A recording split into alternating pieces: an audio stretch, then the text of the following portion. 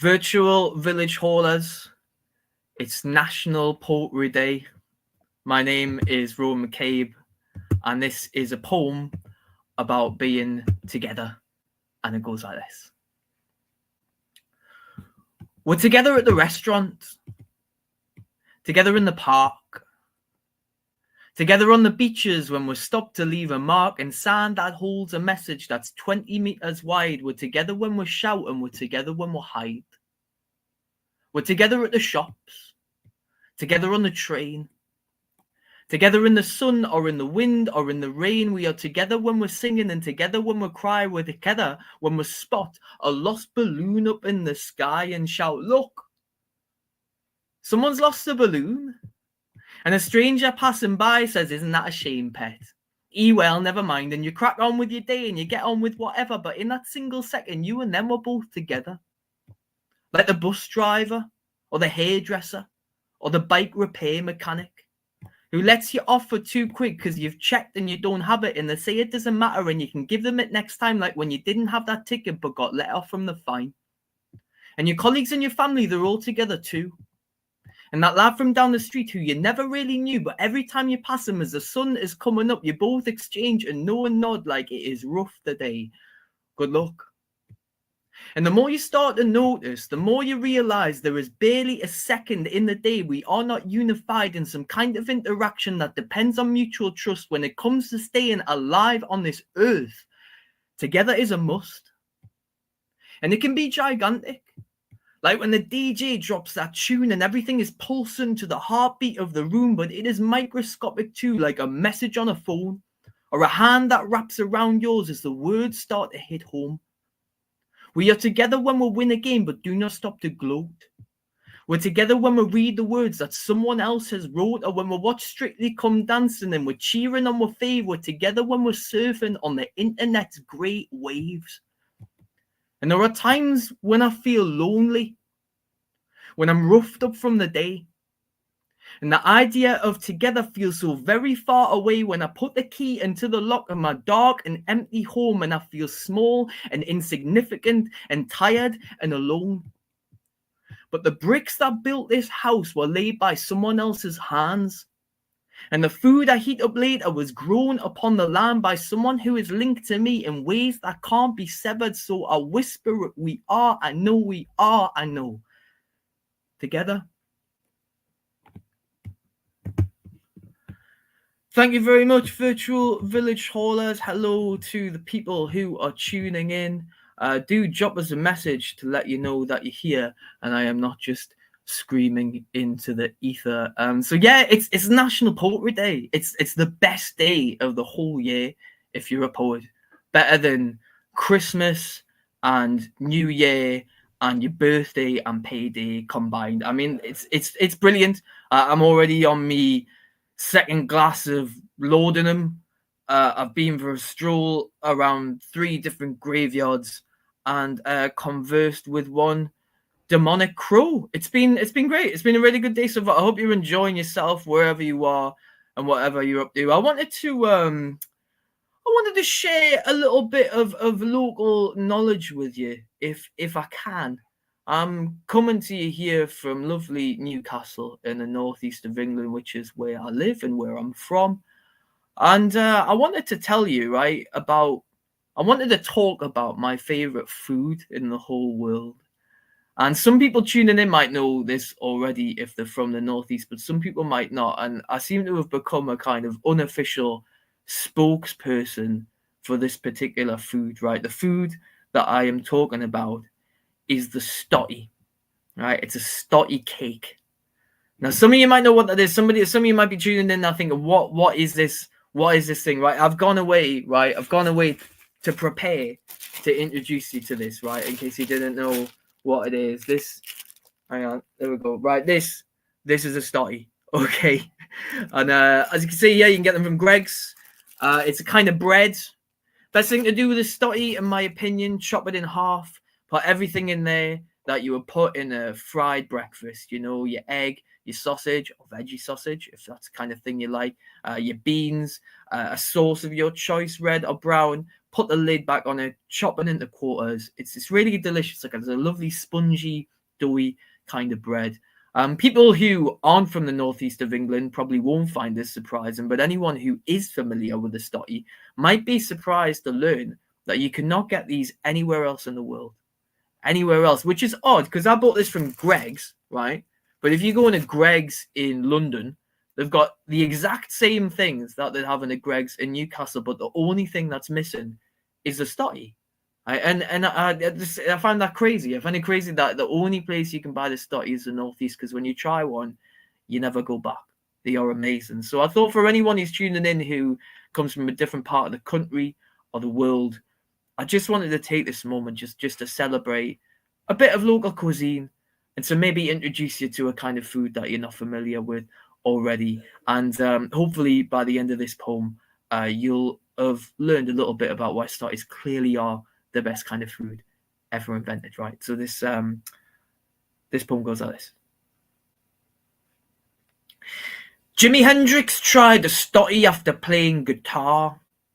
Asked his manager to bring him a crate in his car, and to you and me that means it's the food of the gods. I fill me kegs when I see them in Greg's 2-for-1.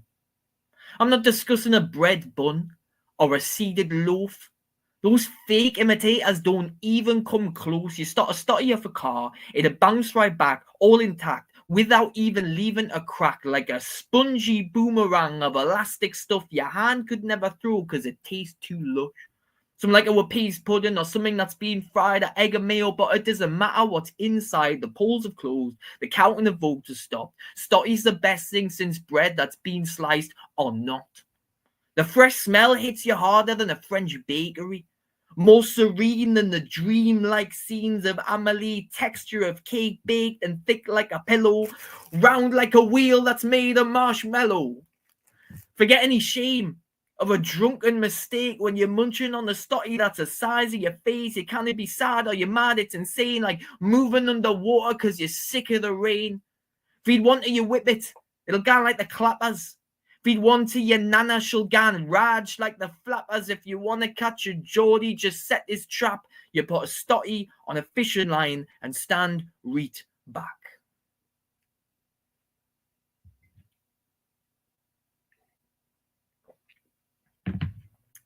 So there you go. A little bit of local knowledge for you there. If you ever do come and visit in Newcastle and you're arriving for the first time, you know how to start a conversation with someone now, don't you? Just start a conversation about stotty cakes. If anybody out there, right, is dying to try these now, and you don't live in the northeast of England as well, right, look up the Big River Bakery online, okay? Big River Bakery. They'll do you a stotty mail order to anywhere in the world. And you too could try a stotty in the next however long it takes to post a stotty, 5 or 6 working days. But don't quote us on that. I don't know the exact postage times, but you too could try a stotty at some point in the not too distant future. So there we go. What have I been up to recently? What have I been up to? Well, something happened to us recently that was quite scary. I'm not going to lie, people of the virtual village hall. It was quite scary. I think it's important sometimes to take yourself out of your comfort zone, isn't it? It's important to do something that scares you. So my friend Hannah had a baby recently. The baby is called Gloria. And a few weeks ago, I had the honor and the terror of being invited to the baby's welcoming party to read out a poem. Now, my first question when I was invited to do this was, what is a welcoming party? And it turns out a welcoming party is basically a christening, but without all of the Jesus. So I was essentially invited to this like secular christening to read out a poem in honor of my friend's newborn baby, which is, you know, obviously a huge honor, a lovely thing to be invited to do. Pardon me. But it was quite scary as well. I'm not going to lie. It was a bit scary. I wanted to do a good job. You know, I've never really wrote a poem for a newborn baby before. I didn't really entirely know what I was doing. But I wanted to share it with you. I haven't really had the chance to tell many people about it until today, really. I just took a video of the event on my social media today, but until now I haven't really spoke about it very much. So I thought I'd read it out while I was here as well. And maybe if anyone tuning in has recently had a baby or has had a baby arrive in the family, you might recognize some of the stuff in this poem. It's called Gloria's Party.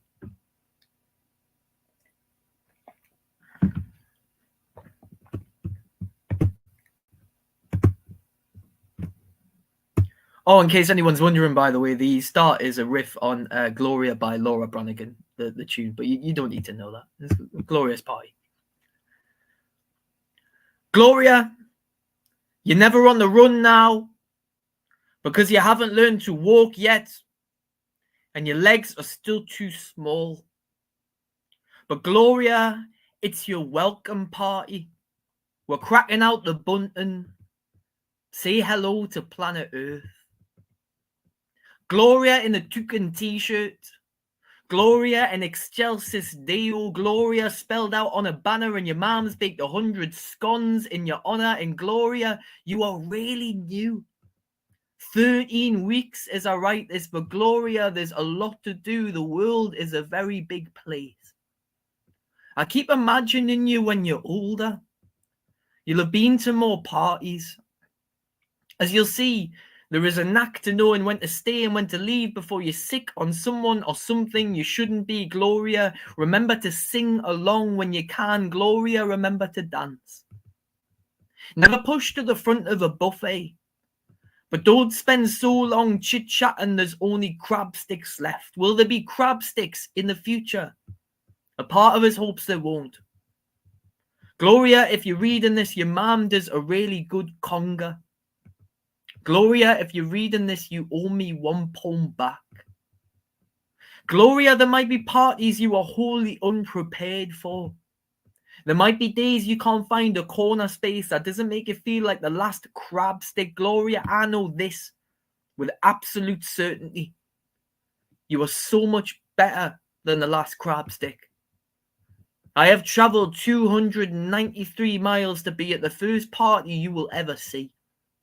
No one has ever asked me to write a poem for a newborn baby. You are probably realizing why.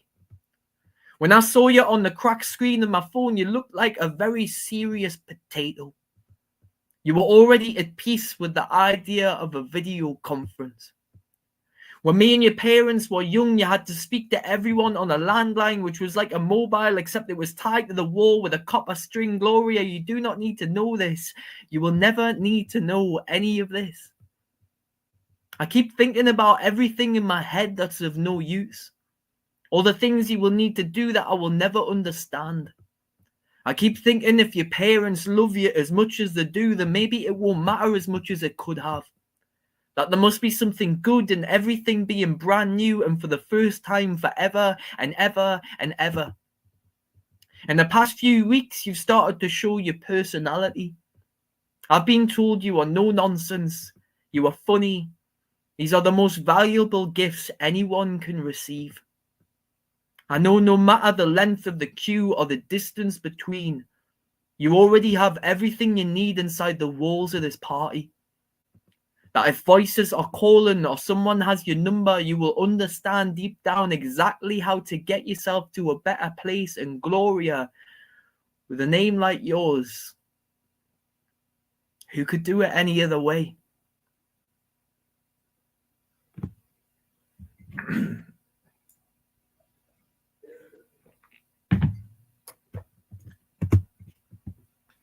So I have got one last poem for you, and then I'm going to head off.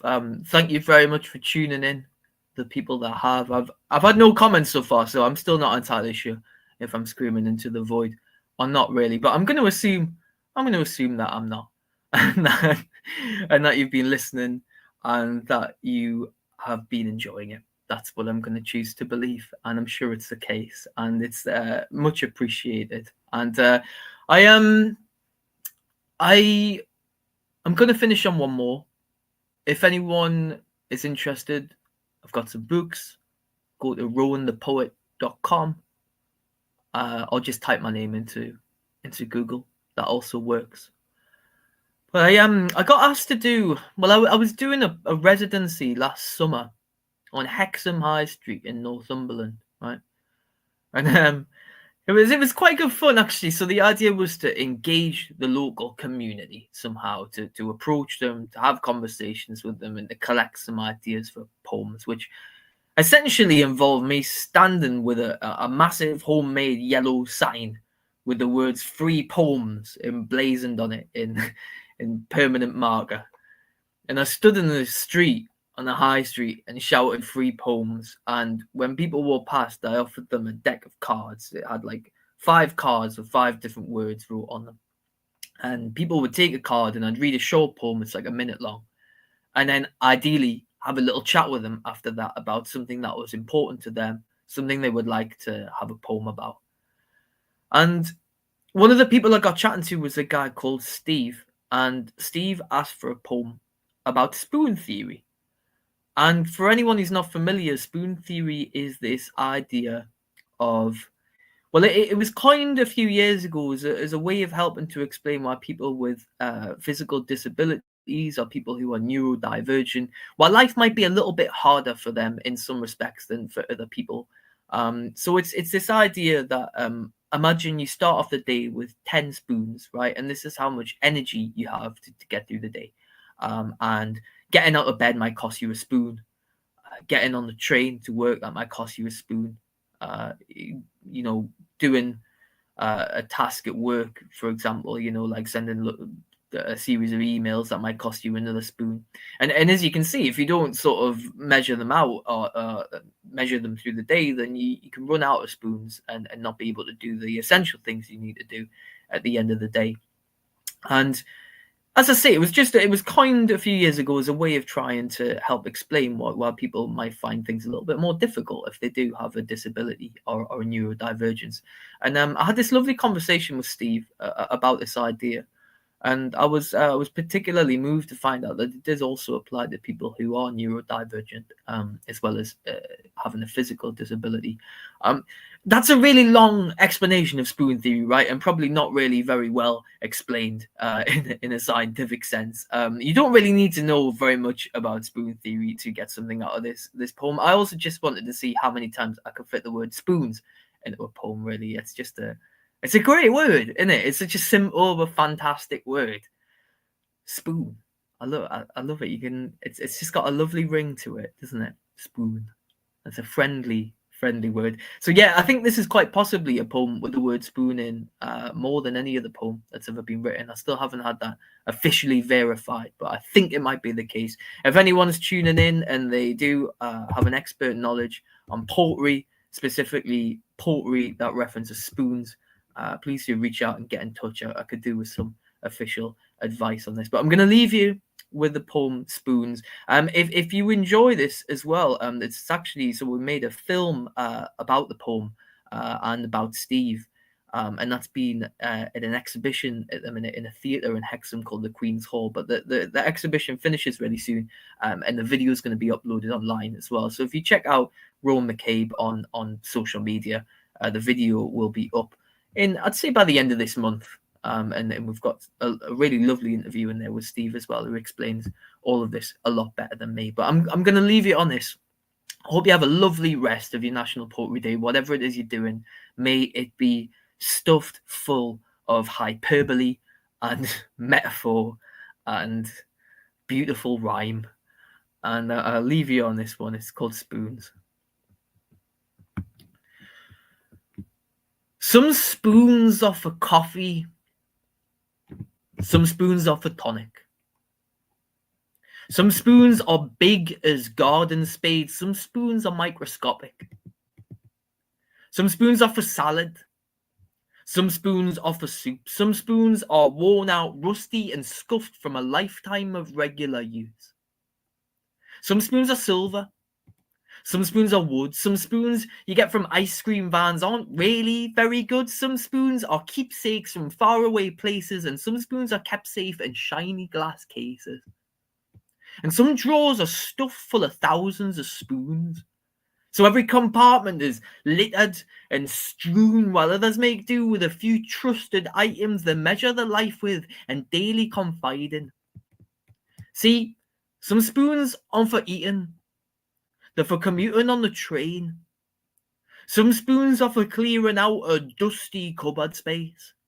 Some spoons will propel you to a cafe for an hour, while others are to lift you out of bed and in the shower. And sometimes we'll lose spoons we had over time. So we can't understand why we suddenly find that the simplest task seems to slip through our hands.